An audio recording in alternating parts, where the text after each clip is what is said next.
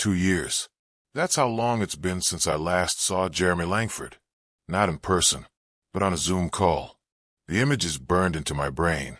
Jeremy smiling in that soft, easy way he always did, wearing his NASA hoodie, the one with the frayed strings, coffee mug in hand. Muted, because Dave from accounting was ranting about Q2 numbers again. Then, the door behind him creaked open. He turned just slightly. His face dropped, and the screen froze. That was the last time any of us saw him. I still remember the silence that fell on the call. We were mid-laugh. I think someone had just shared a meme. Then Jeremy's box glitched, just for a second. When it came back, he was gone, his chair slowly spinning in the empty room. I blinked, leaned forward, said, Jeremy. Nothing. Just a still shot of his room. We waited. Someone joked. Maybe he had to poop. No one laughed. My name's Allison Grant. I'm 29. I used to work with Jeremy at a marketing firm in Bend, Oregon. We weren't just co-workers. We were best friends. Like, drink too much wine and cry about exes, best friends. And I was the last person to message him before he disappeared. It was 7:13 a.m. when I sent it. Hey, still good for brunch Saturday? He didn't reply. Not by noon. Not by the end of the day. I figured he was just swamped. Then Monday came. No Jeremy. At first, HR just assumed he'd ghosted work. Jeremy was remote, after all.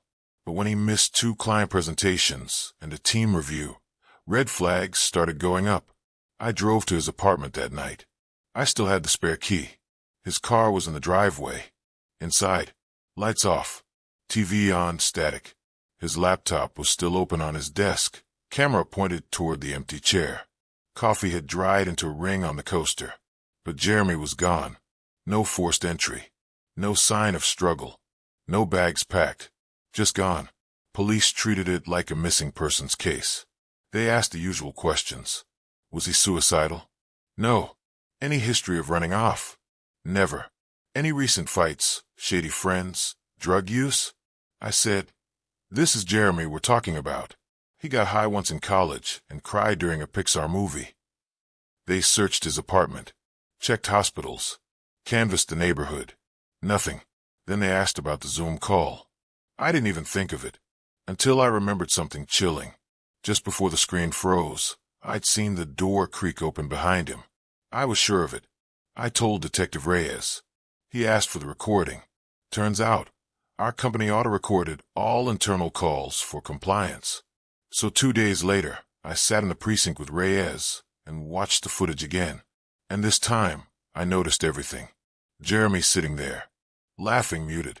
He leans forward to take a sip of coffee. His eyes flick right toward something off screen. Then, a soft creak. The door opens behind him. Just a sliver. He turns his head. His expression changes from relaxed to rigid, like he saw something that didn't belong. Then, static. And when the video recovers, the chair is empty. Still, spinning. The cops ran with it for a while. They subpoenaed internet data, interviewed neighbors, even checked in with Jeremy's older brother, Travis, who lived 3 hours away in Portland. But there were no leads, until someone leaked the Zoom footage online. I don't know who did it, but overnight, the video exploded. Reddit, TikTok, YouTube, everyone had a theory. Glitch in the Matrix. Aliens. Demonic possession. Deepfake gone wrong. And then, one comment caught my eye. Frame 2344. Enhance it. There's someone in the doorway. I paused. Rewatched the video. Zoomed in on the freeze frame, right before the screen glitches. They were right. There was someone there. Not fully visible. Just the edge of figure. Pale skin. Black sleeve. A hand on the doorframe. And eyes. Dark, reflecting the monitor glow. Watching Jeremy. The police analyzed it. Said it could have been a shadow, or maybe Jeremy's reflection. But Jeremy lived alone, and the camera angle made it impossible for the reflection theory to work. Worse, there were no fingerprints on the doorknob. No footprints on the carpet. No DNA at all. It was like the person never existed. Then, about a week later, I got a package. No return address. Inside, a flash drive. Just one video file. File name, You saw him too, that MP4. I hesitated. Plugged it in. The screen went black. Then grainy footage flickered to life. Jeremy's webcam. But this time, it was after he'd vanished. The camera was still recording. And for 4 hours straight, the video showed the empty room until minute 3:47:16. When the door opened again, a man stepped inside. Same black sleeves. Same dead eyes. He looked at the camera, then leaned in and whispered something. I turned up the volume, rewound, played it again. Just 6 words. You're next, Allison. He's waiting. I didn't sleep that night. I sat with my laptop open, watching the grainy footage over and over again, trying to convince myself I misheard, trying to believe it was just a troll video, some sick prank. But the whisper was crystal clear.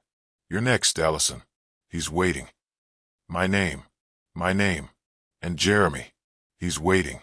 I turned on every light in the apartment, closed every door, locked every window. Still, I couldn't shake the feeling that someone was behind me. At 4:13 a.m., I called Detective Reyes. He picked up after the 3rd ring. I told him everything. The flash drive, the footage, the voice. He said, "Don't open anything else. I'm coming over." Reyes arrived before dawn.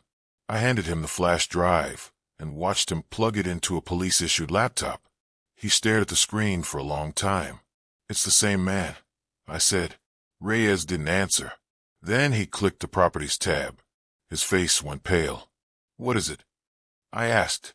"The file's timestamp. It was created 2 hours after we secured Jeremy's laptop." He looked at me. "This video shouldn't exist." He submitted it to forensics. Meanwhile, he arranged for a temporary patrol near my apartment. I asked for a copy of the footage. He said no, so I made one before he left. A few days later, I got an email from a woman named Mila Hayes, host of a semi-popular podcast called Ghost Signal. Her subject line read, "Zoom call disappearance. You're not the first." I hesitated. Clicked. Inside, a polite message. "Hi, Allison. I've followed Jeremy's case since the footage leaked. I found something you need to see. Can we talk?" I checked her credentials. She'd covered cold cases before, interviewed ex-FBI agents, even helped solve a missing persons case in Nevada. I agreed to a video call. Mila was in her mid-30s, blonde hair pulled into a loose bun, tired eyes behind thick glasses. She got right to it. "I think Jeremy's case mirrors one from 1987, she said. "A man named Gregory Knox vanished during a televised call-in show, live on cable access." I laughed. "That's a little thin." She nodded, then pulled up side-by-side stills, Jeremy's mystery figure, and an old VHS freeze frame from the 80s broadcast. Same posture, same build, same black sleeves, same eyes. Gregory Knox was a TV personality in Eugene, Oregon. On August 2nd, 1987, during a late-night paranormal show called Talkback 7, he began taking live calls from viewers. Everything seemed normal, until 11:16 p.m. A caller was mid-sentence when Gregory paused, looked off-screen, said, "Who's that?" He stood, walked out of frame, never came back. The show cut to black. Police investigated. His studio was locked from the inside. No exit route. They chalked it up to mental illness or a planned escape. No one ever found him. But Mila did. She found archived footage. And when she enhanced it frame by frame, she caught the same figure, just standing behind the curtain, watching. Mila leaned closer to the webcam. "I don't think Jeremy's gone. I think he was taken." That night, Travis Langford called me. We hadn't spoken since the funeral service, though there was no body. Jeremy's parents held one anyway. He sounded tired, heavy. "I saw the leak," he said. "The video. You saw the man? I saw something worse." A pause. Jeremy recorded something, before the Zoom call. A message. He emailed it to me, scheduled to send 2 days later. He hesitated again. "Do you want to see it?" I did. The file was titled, "If Something Happens." Jeremy looked nervous. He was sitting in the same chair, same hoodie. He cleared his throat. If you're watching this, I guess. I disappeared. I know how that sounds, but I've been seeing him. In dreams. In reflections. He started as a glitch, then moved closer. He talks to me. About places between signals. Dead air. Ghost bandwidth. He says I'm marked. That I saw something I wasn't supposed to. If I vanish, don't try to find me. Just don't look at your screen for too long. The video ended. I felt like ice was in my veins, because in the background, for just a frame, the door was already cracked open. Mila called again the next morning. I have something, she said. A theory. She explained that she'd found a pattern. 6 disappearances since 1987, all during video transmissions. But there was one common detail across every case. A sudden appearance of something called signal 17. It's a phantom frequency, she said. Not supposed to exist. Shows up in brief, static flashes before the person vanishes. Like in Jeremy's Zoom? Exactly. And you were on that call. Which means I might be marked. I finished for her. She nodded. That night, I covered my laptop camera with tape. I unplugged the TV, left my phone in the microwave, but when I closed my eyes, I dreamed of the Zoom call again. Jeremy smiling, door creaking open, but this time he turned around and looked right at me. His mouth moved. Only this time, I could read the words. Don't look behind you. I kept the lights on for a week straight. Even then, the shadows shifted when I wasn't looking. I started seeing him. In reflections. In the shimmer of my phone screen. In the afterglow of a turned-off monitor. Always in black. Always watching. It got so bad, I taped a sticky note over every webcam and unplugged every smart device. Still, it wasn't enough. Because the dreams didn't stop. In them, Jeremy always whispered the same thing. Find the broadcast room. Mila had already been digging into it. The original Gregory Knox broadcast aired from a local affiliate station, KVOX 17, in Eugene, Oregon. The building was condemned in 1994, left to rot. But when I told Mila about my dream, about Jeremy's words, her eyes lit up. That's it, she said. That's where he was taken from. Maybe that's where this thing started. She invited me to go with her. I said yes before I could think twice. We drove to Eugene on a rainy Thursday. The station looked exactly how I imagined. Overgrown vines, shattered windows, a sagging antenna leaning like it had a secret to tell. The front door was chained shut, but Mila had already done this before. She led us through the back entrance. Inside, it smelled like mold and copper. Water dripped from the ceiling. Dead silence. We passed through abandoned editing rooms and half-collapsed studio sets. Old control panels blinked with dead lights. And then we found it. The original broadcast room. Gregory Knox's stage. The room looked frozen in time. Old cameras still pointed at the dusty chair. The monitor in the corner flickered faintly, powered by a backup generator Mila had brought. And then it blinked. Just once. A single green bar flashed across the screen. Signal 17 received. I stepped back. Mila said nothing. She just stared. And then we heard it. A whisper. From the speakers. A voice like static and smoke. You shouldn't be here. That night, shaken and wide-eyed, Mila called someone. A retired technician named Ralph Decker, who used to work at KVOX 17 back in the 80s. He agreed to meet us at a diner just outside the city. Ralph was thin, sunken-eyed, and looked like a man who hadn't slept in years. He sipped black coffee and finally said, "We didn't know what we were broadcasting, but it wasn't ours." He told us that in late 1987, strange signals began hijacking the airwaves. Unmarked frequencies, only visible on analog TV sets tuned slightly off-channel. One night, after Gregory Knox's disappearance, Ralph stayed late reviewing raw feeds. That's when he saw it. A man dressed in black, walking through static. In the background, a wall of flickering TV sets, all showing different missing persons from different years. Ralph quit the next morning.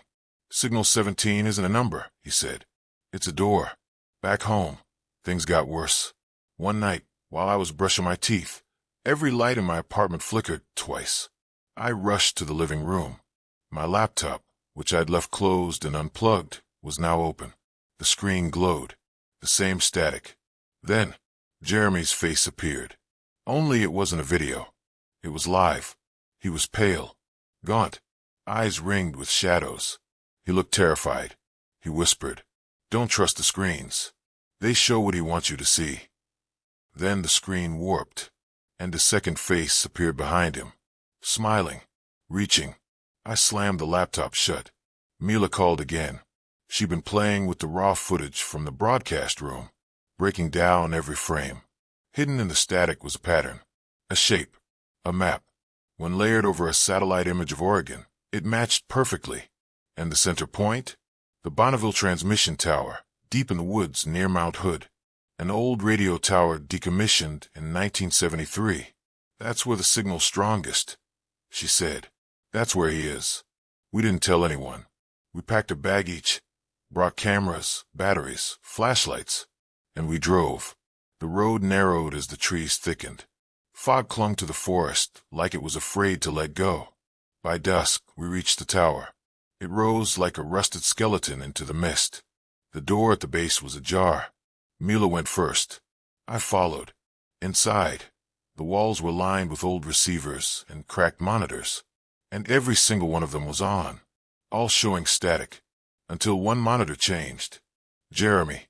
He looked at us, mouthed something, over and over. "Don't come closer.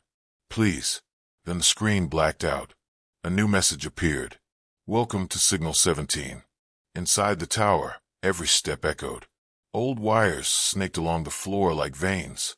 The air tasted metallic, like storm clouds and secrets. Mila scanned the equipment. I just watched the screens. Every monitor flashed Jeremy's name, then mine. Then, a door appeared on screen. Not a literal one. A place. A hallway. Faintly lit. Endless. The signal wasn't broadcasting an image. It was broadcasting a location, and it was pulling us toward it. Down a narrow staircase, we found it. A rusted metal door, painted over with a faded number, 17. No handle, but it creaked open when Mila touched it. Inside, a single chair sat in the center of a broadcast set. Old cameras pointed inward, and sitting in the chair was Jeremy. Only it wasn't just him. It was like seeing a still version of him, frozen mid-broadcast. Eyes wide, mouth open, flickering faintly. Not dead, not alive, like he was stuck inside the signal. I moved toward him. Mila grabbed my arm. "No," she whispered. "He's not alone." Because standing behind him was the man in black, the same figure from every video, every dream. His face was finally clear. It looked like no one, and everyone, ever shifting, built from pixels and ash. He smiled, and whispered, like through a detuned radio, "You shouldn't have come." Suddenly, the walls shimmered. Static bled from the equipment. Cameras turned on their own. Lights flickered red, and the monitors began counting down. 17:00, 16:59. "We're inside the signal," Mila said. "This whole place, it's a trap, a loop. He broadcasts people into it." And then I realized something. Signal 17 wasn't just where Jeremy was. It's where he was being shown. Endlessly. Over and over. A prisoner in a haunted frequency. "We have to get out," I whispered. "But what about him?" Mila pulled a small device from her pack. A pulse jammer she'd built from scrap parts and signal interceptors. "It might break the loop," she said, "but it might also destroy what's left of him." Jeremy looked at me. I swear I saw him nod. Mila activated the jammer. A high-pitched whine filled the room. The cameras exploded in sparks. Jeremy arched back, then collapsed. And the man in black? He screamed. A sound that wasn't human. Then vanished into static. We woke up outside the tower. Just outside. Like the forest had spit us out. No gear. No signal. No Jeremy. Only Mila's GoPro, miraculously intact, lay beside us. We checked the footage. It showed nothing. Just us entering the tower. Then static. Then us stumbling back into the woods. Like the rest had been erased. But we knew. We remembered. A week later, I tried to move on. The nightmares faded. The man in black stopped appearing. But I couldn't shake the sense that we hadn't ended anything. We just escaped, for now. Mila posted a final episode of her podcast, titled The Broadcast Room. It was the most streamed episode she'd ever made. And then she went silent. Vanished. Last night, I got an email. No sender. No subject. Just a .mp4 file. I almost didn't open it, but curiosity wins every time. Inside the video, a webcam flickered on. Mila. She looked scared. Hollow. Behind her, the screen glowed. Signal 17 detected. And then, she smiled and said, "Don't worry, Allison. I found the door again. He says you're next."